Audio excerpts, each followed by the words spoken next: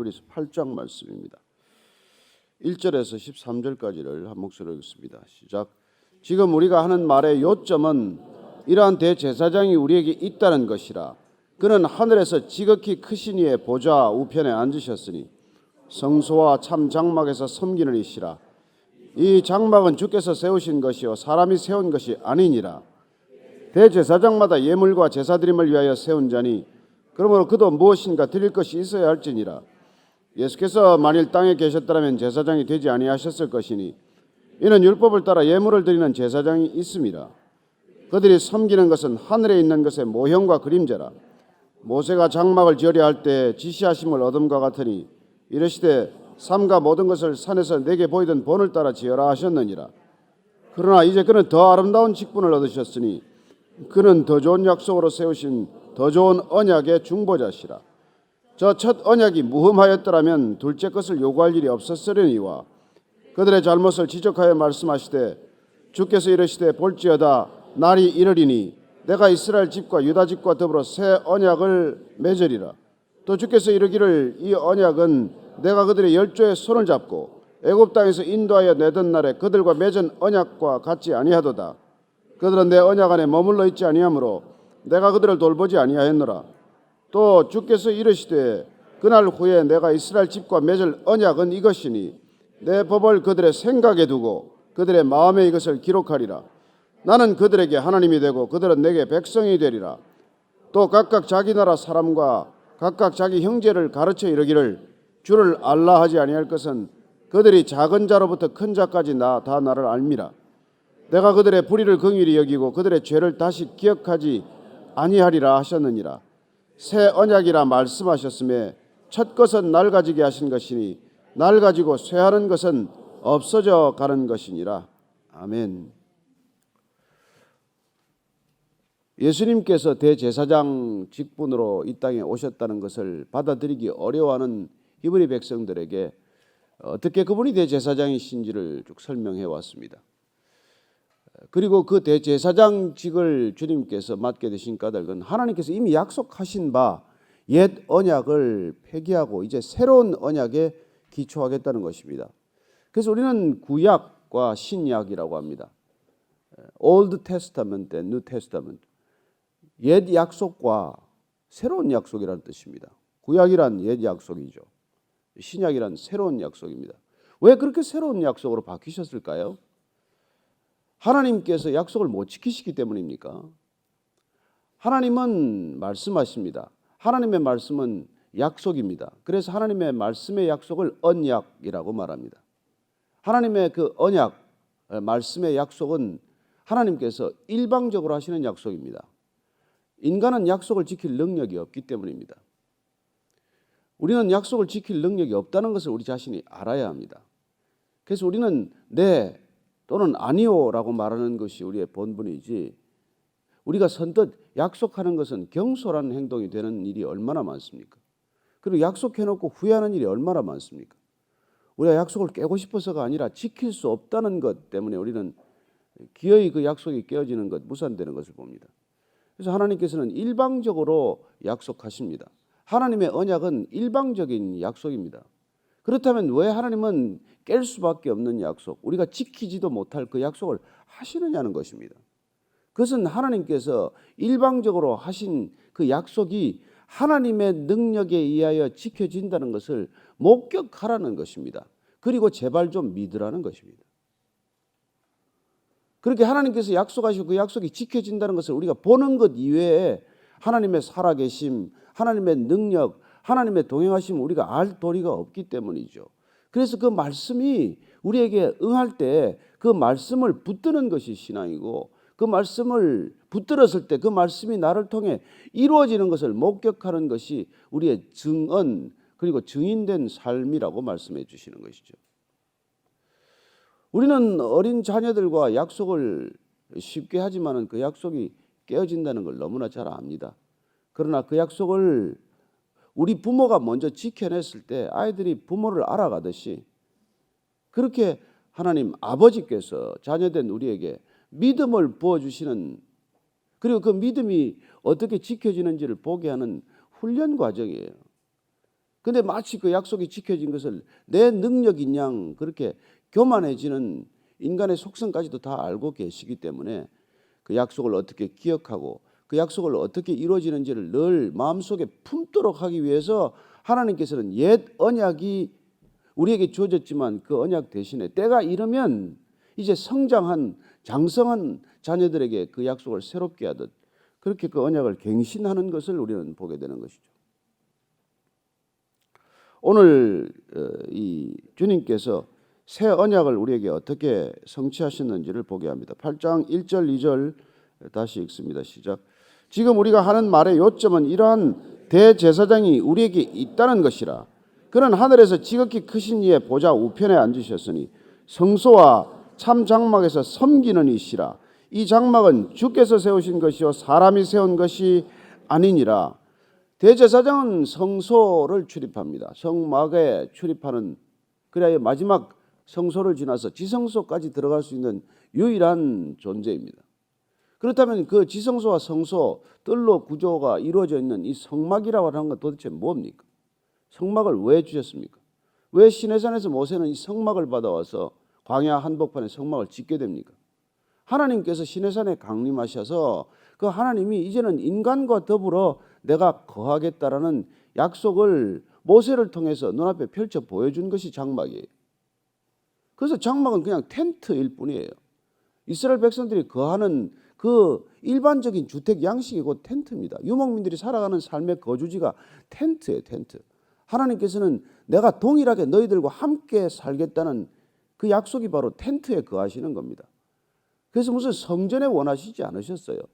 하도 뭐 다윗이 성전을 지어드리겠다고 때를 쓰니까 그것도 네 아들이나 짓게 하라고 하신 것이지 하나님은 이 땅에 무슨 왕궁을 짓기를 원하신 분도 아니고 고정된 건축 건물을 가지고자 하시지 않으셨습니다. 인간이 살아가는 양식 그대로 소박한 삶의 양식대로 인간이 존재하고 거주하는 그 양식 속에 나도 함께 거주하겠다. 이게 텐트에 거주하는 이유예요. 다만 그 텐트가 진 한 중앙에 위치하도록 하십니다. 12지파가 둘러싸서 하나님의 텐트 회막 늘 모세가 나와서 하나님을 만나는 그 장소는 진의 중심에 두도록 하셨습니다. 그래서 그 장막을 걷어서 옮길 때마다 텐트를 걷어서 다시 또 옮기고 그리고 옮겨서 칠 때 늘 12지파의 진 중앙에 치는 것이죠. 그건 뭡니까?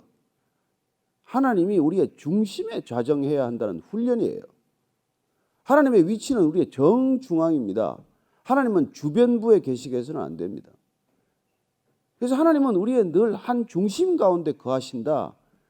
내가 그 중심에 있어서는 안 된다. 그 얘기죠. 인간의 교만이란 무엇입니까? 인간의 죄악이란 무엇입니까? 하나님의 자리를 찬탈하고 빼앗는 행위란 말이에요. 내가 정중앙에 앉는 것이죠. 예수님께서 손님 접대할 때 비유를 합니다. 너 어디 가서 정중앙 자리에 앉지 마라. 집주인이 그건 네 자리가 아니다. 저 말석에나 가라 그러면 얼마나 창피하냐. 네가 말석에 앉아 있다가 집주인이 아니 가운데로 오시죠 해서 옮기는 게 그게 자연스럽지. 그 잘못 앉았다가 그 창피당하면 뭐하냐.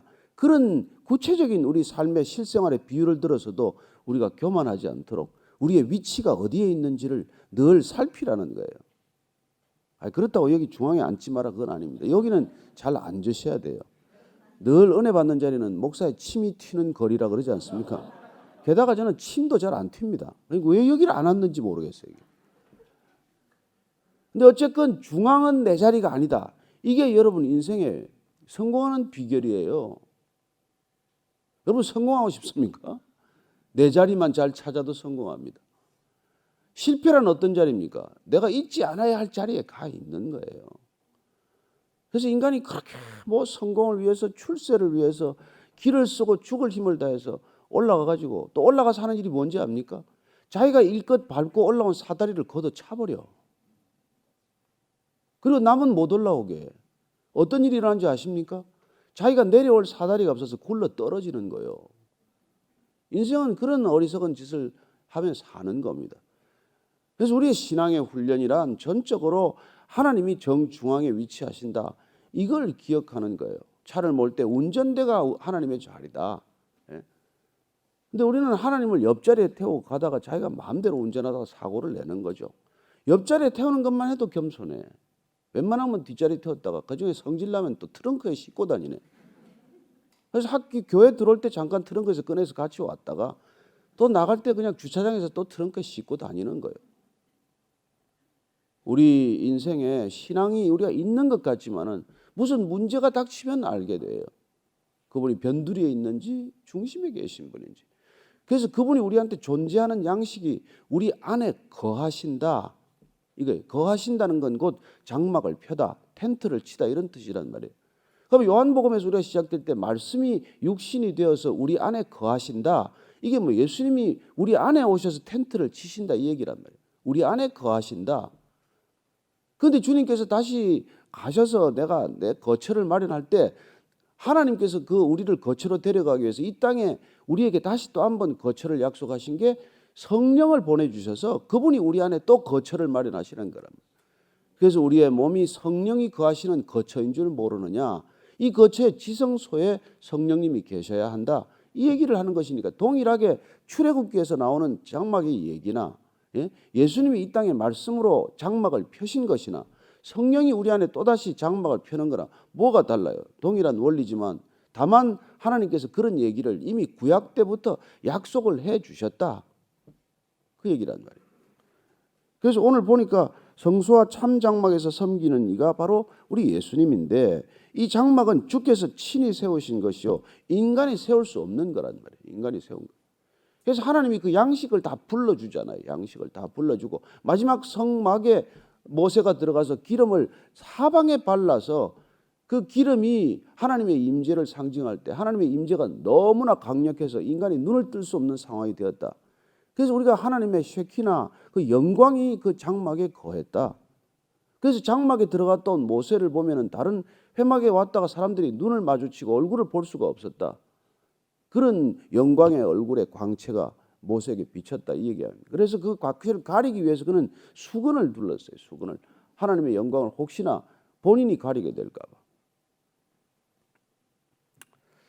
그러나 그런 대제사장이 그렇다면 예수님으로 오신 이 예수님께서 맡으신 대제사장직과 어떻게 다릅니까?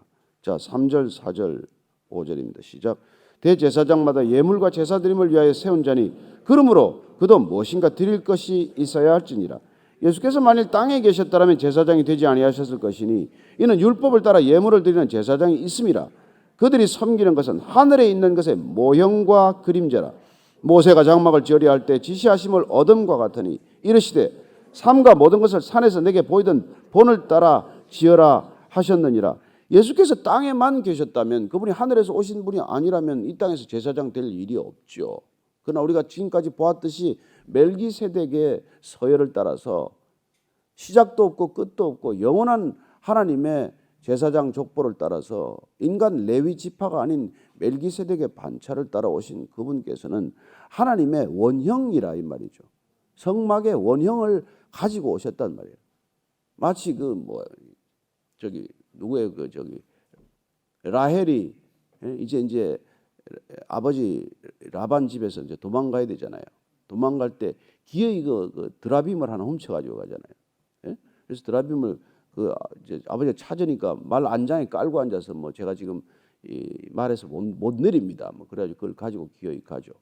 그걸 가지고 이제 갔다가 나중에 이제 그것도 또 문제가 생기지만 어쨌건 아니 이게 비유가 불경스럽지만 하나님이 마치 그걸 훔쳐서 오듯이 이 땅에 온 거예요. 아시겠습니까? 그래서 예수님께서 오시자마자 천국이 가까웠다 그 얘기를 하는 거예요. 천국 그 자체를 끌고 온 거죠. 마치 시집 가는 딸이 말이죠. 친정 아버지 집에서 가장 중요한 걸 훔쳐가듯 또 때를 써서 갈렙의 딸 악사인가요? 그 윗셈과 아랫셈을 달라고 기어이 그걸 훔쳐가지 않습니까? 그래서 딸은 다 도둑 이렇게다 이런 얘기를 하는 거죠. 갈 때 그냥 아버지한테 가장 좋은 걸 가져간단 말이에요. 그래서 하나님께서는 이 땅에 아들을 보낼 때 그 아들이 요구하는 게 뭐겠어요? 그냥 하나님 나라를 통째로 훔쳐가지고 온 거란 말이에요. 이 땅에 와서. 그렇다면 그분이 이 땅에서 텐트를 칠 때 어떻게 치겠습니까? 식양대로 모세도 그걸 하나하나 받아서 쳤다면 하나님께서 이 땅에 보내신 예수께서 뭘 장막을 치겠어요? 그래서 그분께서 내가 아버지께 들은 것을 전부 말한다. 나는 아버지께서 듣지 않은 것을 한마디도 얘기하지 않는다. 그 얘기를 하시는 거 아니에요. 나중에 3년 하시고 나서는 내가 모든 것을 너희들에게 다 가르쳤다. 그렇게 이제 떠나신단 말이에요. 그래서 저는 여러분들이 3년간 배우면 떠날 준비를 하시게 되기를 축복합니다. 열심히 배우면 3년이면 끝나야 돼. 30년을 앉아있다는 거 참 대단한 인내심이 아닌가 저는 생각을 합니다만 하여튼 훌륭하십니다. 훌륭하시고.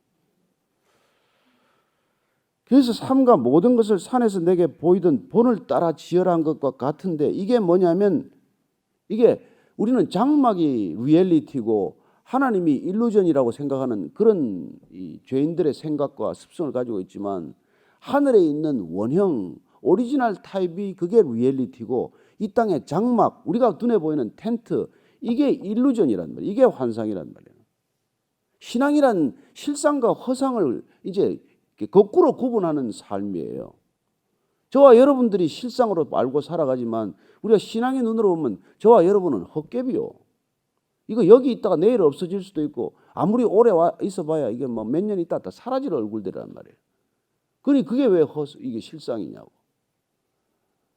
하나님께서 이게 우리 눈앞에 보이지 않지만 보이지 않는 영이 실상이요 눈에 보이는 이 육신이 허상이다. 이걸 알아가고 이걸 우리가 깨쳐가는 게 신앙의 성숙이요. 그걸 우리가 분명히 알고 이 허상을 붙들고 살아가는 것이 아니라 눈에 보이지 않는 실상을 붙들고 살아가는 게 우리의 신앙의 본질 아니겠어요?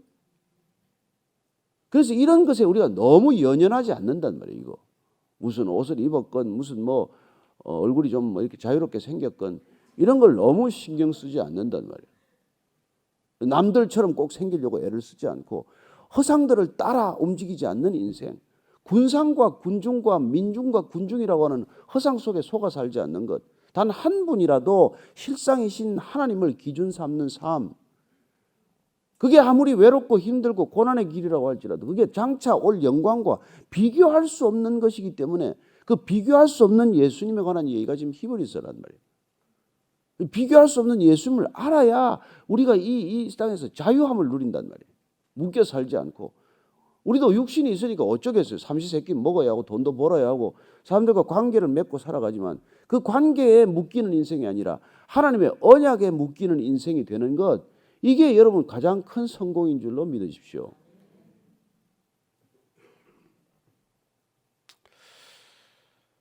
자, 6절 이하를 읽습니다. 시작.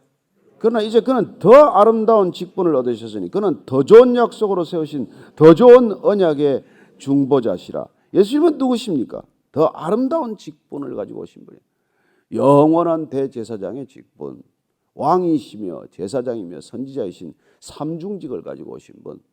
하나님께서 날마다 기름을 물 붓듯 부으시는 분. 그저 제사장으로 옹립될 때 세워질 때 기름 한번 붓고 끝나는 인생이 아니라 늘 성령의 기름 부으심이 넘치는 그분 뭐 이런 표현이죠. 그리고 그분께서는 더 좋은 약속으로 세우신 더 좋은 언약의 중보자시나. 정말 그분께서는 우리에게 더 이상 내가 죄를 묻지 않겠다. 그래서 베드로가 도대체 몇 번 용서해야 됩니까? 7번이면 됩니까? 7이 완전수예요. 아니 70번씩 7번이라도 용서해라. 그래서 그분은 우리를 용서하러 오신 분이란 말이에요. 그래서 내가 심판하러 온 것이 아니라 너희를 구원하러 왔다. 더 좋은 약속 아닙니까? 구약에서는 우리가 그러면 십계명을 못 지킬 때마다 이거는 늘 사형에 해당하는 죄를 지었기 때문에 그 죄를 날마다 죄를 사해야 하고 1년마다 죄를 사해야 하지만 또 아사셀 염소를 보내가지고 인간의 죄를 다 염소한테 죄 없는 염소한테 뒤집어 씌워가지고 그걸 광야로 내쫓고 절벽에 떨어져 죽게 하고 뭐 그런 짓을 우리가 했지만 이제 그분이 어린 양 대제사장 예수가 오셔서 우리의 죄를 온전히 다 정결케 하셨다. 이 약속을 믿고 날마다 또 죄를 짓는 게 아니라 더 이상 죄로 돌아가지 않는 놀라운 그 언약의 삶이 시작이 되는 것. 그게 우리의 이 더 좋은 언약의 근거란 말이죠. 자, 그런 언약의 중보자가 오심으로 해서 왜 오셨냐고 7절 말씀 있습니다. 시작.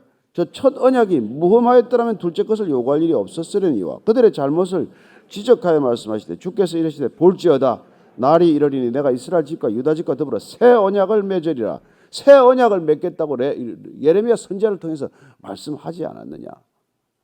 예, 너희들에게 내가 텐트를 치는 방법을 바꿀 것인데 그 방법은 너희들의 생각과 마음을 내가 친히 다스리겠다는 거예요. 여러분 보십시오. 어린애들의 생각과 마음을 우리가 어떻게 다스립니까? 못 다스리잖아요. 그 아이들이 말을 알아들어야 그때부터 그 아이들의 생각을 다스릴 수가 있고 마음을 확정하게 할 수 있지 않습니까? 그 아이들에게 하는 일의 가장 큰 일이 뭐예요? 가장 먼저 해야 될 일이 뭐예요? 말을 가르치는 거라는, 말을 가르치는 거. 그 애가 말을 알아들어야 그래야 비로소 우리는 커뮤니케이션이 시작이 되고 그 커뮤니케이션의 목적은 부모의 생각과 뜻을 알게 하는 거란 말이에요. 그리고 우리가 말하는 소셜라이제이션이라고 말하는 소셜라이제이션 프로세스, 사회화 과정을 겪는데 그건 공동체 생활을 할 수 있는 인간 만드는 일이에요. 교육이라든지 모든 시스템이 이게 망가져서 이 한국이 이 난리가 나는 거란 말이에요. 각자 다른 말을 가르쳐가지고 애들이 혼란스럽게 자라기를 않나. 이념적으로 완전히 분단되어 있지를 않나. 이런 나라가 이 지구상에 어디 있습니까 도대체. 온 백성들이 갈기갈기 찢어져가지고 말이죠. 유대인이 4,000년 달래 그 민족이 민족성과 아이덴티티를 유지하겠어요? 태어나면서부터 하나님의 언어를 가르쳤기 때문에 어디를 가나 하나님을 기억하는 그 아이들이 됐는데 우리는 우리 자신조차도 하나님을 제대로 기억하지 않는 삶을 사니 우리 자녀들이 지금 완전히 믿음을 떠나고 있지 않냐 이 말이에요. 도대체 가장 대학생들의 이 크리스천의 비율이 낮아진 이런 나라가 되고 말았단 말이에요. 너무나 안타까운 일이죠. 지금 우리가 해야 될 일은 다음 세대에 올인하는 거예요. 우리에게 주어진 현실적인 문제도 닥친 문제를 해결하며 살아야 되지만 먼 미래를 생각하고 진짜 이 나라 이 민족의 장래를 생각한다면 자녀들이 신앙을 갖는데 목숨을 걸어야 할 일이다 이 말입니다.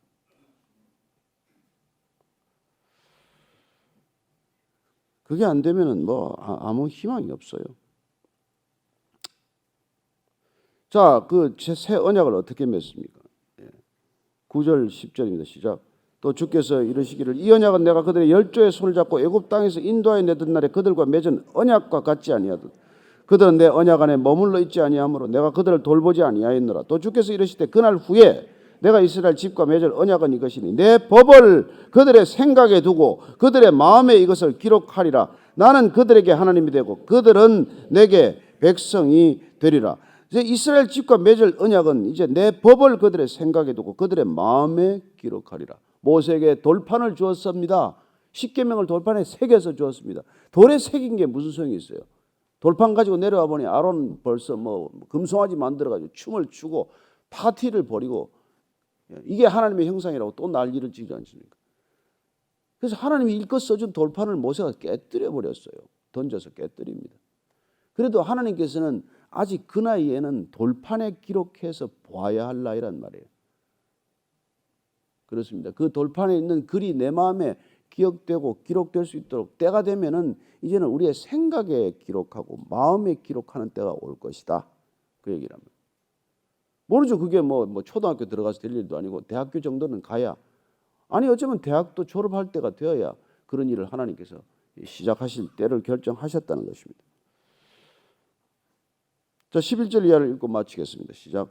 또 각각 자기 나라 사람과 각각 자기 형제를 가르쳐 이르기를 주를 알라 하지 아니할 것은 그들이 작은 자로부터 큰 자까지 다 나를 알미라. 내가 그들의 불의를 긍휼히 여기고 그들의 죄를 다시 기억하지 아니하리라 하셨느니라. 새 언약이라 말씀하셨으며 첫 것은 낡아지게 하신 것이니 낡아지고 쇠하는 것은 없어져 가는 것이니라. 그렇습니다. 돌판이 되었건 금속에 새겼건 무슨 재료로 새겼건 우리가 눈에 보이는 그런 계명이나 조문들은 다 낡아지고 없어져요. 그래서 결국은 우리가 파피루스에도 쓰고 양피지에도 쓰고 계속 써서 복사를 해서 또 그걸 돌렸어요. 하나님이 이 돌판 주는 것으로 부족해서 이제 언제부터인가는 그걸 이렇게 문자로 기록해서 계속 이렇게 책을 갖다가 이렇게 두루마리 책을 이렇게 넣었지만 그게 무슨 소용이겠습니까? 두루마리 책이. 그래서 기어이 이제 우리가 새 언약을 주셨는데 그건 성령이 우리 안에 오시면 그분 자신이 친히 율법을 기억나게 하고 율법을 이루어 가시고 율법을 위해서 우리의 기도를 통해서도 하나님께 친히 간구하시는 전혀 다른 차원의 신앙이 시작이 되는 것이죠.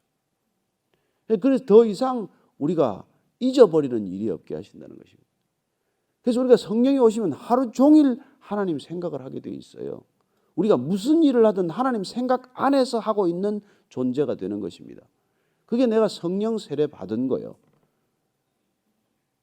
우리가 그분의 마음과 뜻과 생각과 이름을 늘 기억하는 인생이 된 거란 말이에요. 그래서 우리가 비록 뭐 집문서를 계약할 망정, 우리가 뭐 유학 준비를 할 망정, 우리가 무슨 뭐 장례식을 준비할 망정, 그분 안에서 모든 것이 이루어지는 것을 경험하게 되는 것입니다. 그분이 우리 안에 계셔서 우리를 친히 이끌어 가신다는 것을 날마다 기뻐할 수 있는 삶이 되는 것이죠. 그래서 우리의 상황과 조건은 하나도 기쁘지 않을지라도 그분이 내 안에 계신다는 것만으로 우리는 기뻐서 어쩔 줄을 모르는 인생이 되는 것입니다. 그래서 비록 무화과 나무가 무성치 못하고 포도나무에 열매가 없고 감람나무에 소출이 없고 우리의 양이 없고 외양간에 소가 없을지라도 그럴지라도 우리는 구원의 하나님으로 인하여 기뻐하리로다. 왜? 그분이 우리와 함께 계시기 때문에. 그러면 다 가진 겁니다. 여러분 세상에 눈에 보이는 걸 다 가져도 아무것도 없는 거예요. 그건 허상이니까. 그러나 보이지 않지만 그분이 우리 안에 존재하시면 우리는 다 가진 겁니다. 그래서 목마르지 않아야 됩니다. 시기할 필요 없어요. 질투할 거 없습니다. 여러분 왜 없어질 걸 질투하고 사냔 말이에요. 속을 끓이고 말이죠. 맨날 콩당거리고 안 믿는 사람이나 하나도 다를 게 없이 살아가는 그런 삶을 보고 누가 하나님이 있다고 그러겠어요. 하나님은 우리 안에 장막을 치셨기 때문에 오늘 뭐 가슴을 열어가지고 장막을 다시 한번 확인해보고 돌아가시게 되길 바랍니다. 기도하실 때 장막에 계신 주님께 오늘 같이 대화하는 시간을 가지십시오. 하나님 아버지 감사합니다. 천하디 천한 곳, 말구유와 같은 곳, 냄새나는 곳, 더러운 곳 이곳에 주님께서 장막을 치셔서 감사합니다. 하나님 빛이 임하심에 우리 안에 있는 더러운 것들이 다 떠나게 하시고 하나님 놀랍게도 하나님 생각만 해도 좋거늘 예수님의 이름만 불러도 좋거늘 뭘 더 부르며 뭘 더 구하겠습니까? 오직 하나님 한 분 구하는 생애가 되게 하셨사오니 주님 주님의 이름만 불러도 좋은 이 비밀 이 기쁨의 비밀 이 은혜의 비밀 이 충만의 비밀 놀라운 이 비밀을 누군가에게 하나님 전할 수 있는 복의 통로 복음의 전도자의 입술이 되고 발걸음 되게 하여 주옵소서. 감사합니다. 다윗이 여호와는 목자에서 부족함이 없다고 고백했듯 우리 또한 예수님이 우리의 주님이어서 부족함이 없습니다. 그리하여 우리는 부유함에도 처할 수 있고 가난함에도 처할 수 있고 그 우리의 외적인 환경과 조건이 우리를 결코 묶거나 속박하거나 우리를 불행하게 할 수 없다는 것을 주님 잘 압니다. 그러니 파도처럼 몰려오는 우리의 환경 가운데 익사하지 않도록 주님 붙들어 주셔서 오늘도 무리를 걷는 인생들 되게 하여 주옵소서. 이제는 우리 구주 예수 그리스도의 은혜와 아버지의 사랑과 성령의 이끄심이 오늘 말씀을 따라 우리 안에 장막 치신 하나님 바라보며 말씀으로 거하신 성령님의 임재를 바라보며 이 세상 광야와 같은 세상 종일 걸어도 목마르지 않고 힘들지 않다는 고백으로 담대히 세상 가운데 걸어나가는 이 자리에 고개 숙인 모든 믿음의 발걸음 위에 지금부터 영원까지 함께 하시기를 간절히 축원하옵나이다. 아멘.